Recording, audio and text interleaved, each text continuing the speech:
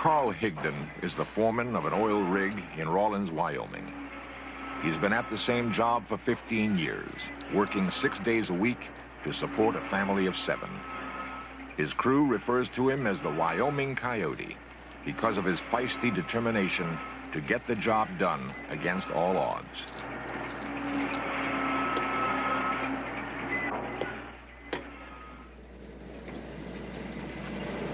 An experienced woodsman with a love for the hunt, he looks forward to those days he can retreat into the forest.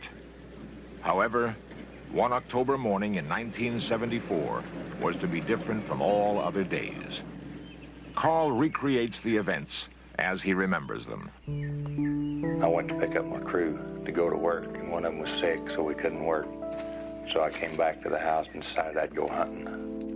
So I decided to go on down into the forest, and I hunted down there until, it must have been around 4 o'clock.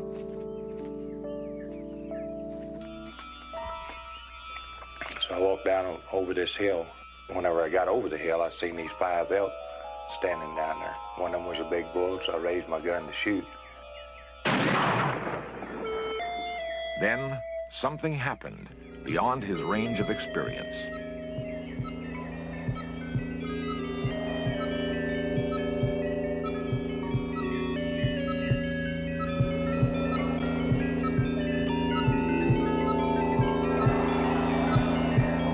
Carl blacked out.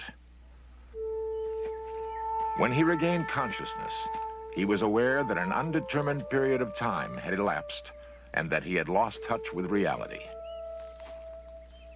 He stumbled through the forest in a dazed condition, trying desperately to figure out where he was and how he could get help.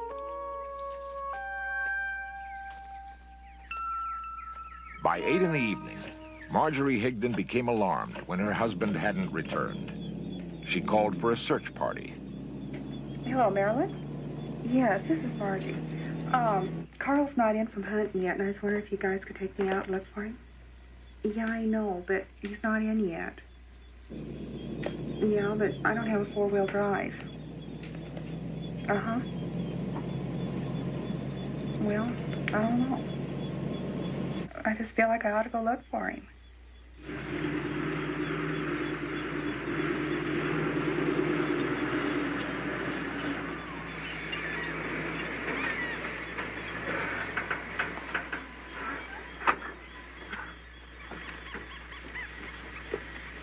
Carl's friends discovered him in a semi-conscious state. They were disturbed by his incoherent ramblings. What happened? I don't know. You don't know? I don't know. It seems strange. I don't know. You sure you're all right? Yeah? You're not hurting anywhere? No. Okay. Get you out of here and get you to the doctor as soon as we can.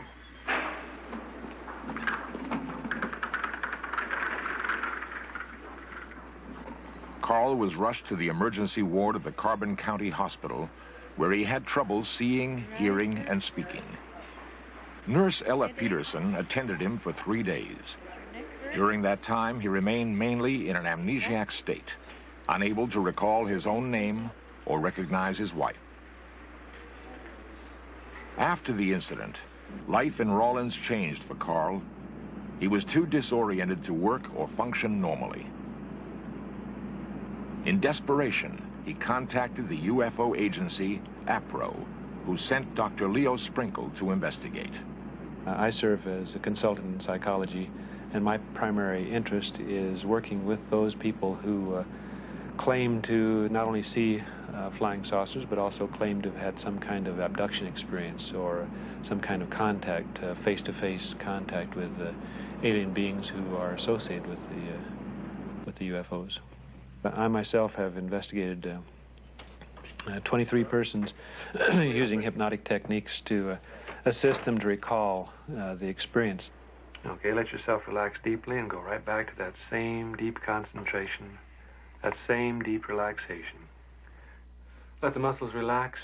Let yourself know that you can breathe deeply and easily as you look at the spot.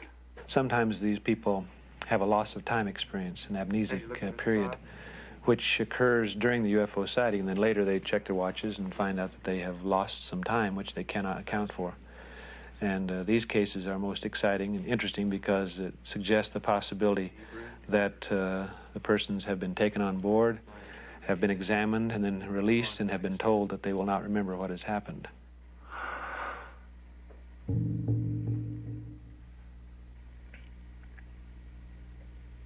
A fire. The bullet don't look right.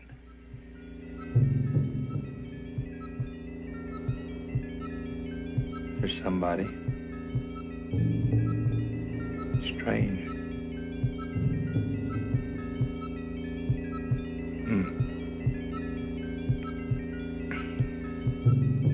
He wants me to go with him.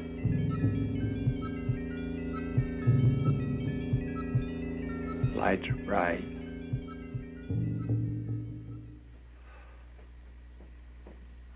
Lights are...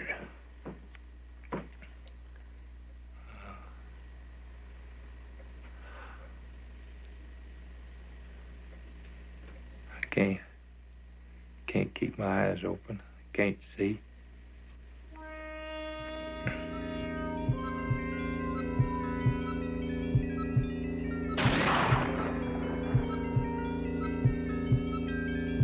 They look like me.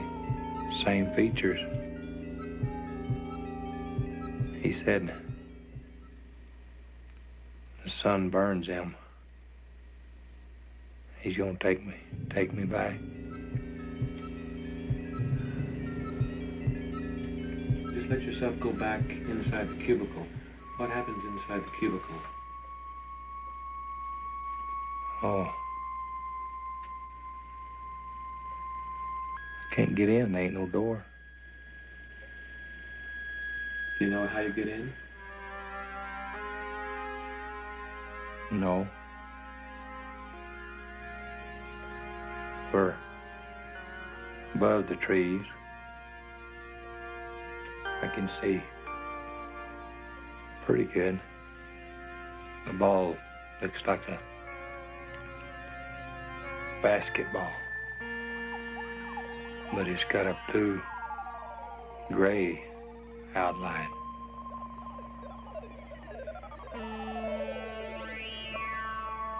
It's kind of dark. No lights.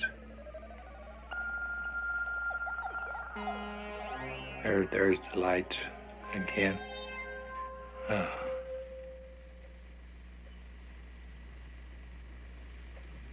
We're back. In the investigation of a case, Dr. Sprinkle attempts to establish an abductee's credibility. Shock condition. He closely questioned Nurse Peterson to determine Carl's condition immediately following the incident. He kept his eyes closed most of the time, saying that they hurt quite a bit. And other than that, why, he had no complaints of pain. Raise both arms for me. This first detachment goes across your upper abdomen. In order to corroborate the story, he arranged for a polygraph exam to be administered. Regarding whether or not you actually had that UFO experience in question, do you intend to answer truthfully each question to that? Yes.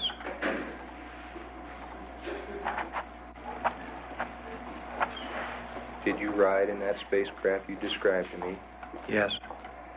In my own personal opinion, I find with the cases I've investigated that there seems to be no evidence of hoax. There seems to be no evidence of a psychotic reaction which has caused the individual to falsely believe that he or she has had an abduction, so that I'm left with the mysterious and sometimes uncomfortable feeling that the cases are happening as the individuals described. That is, that they are being taken on board, examined, and released by intelligent beings who, for their own reasons, are engaging in these experiences.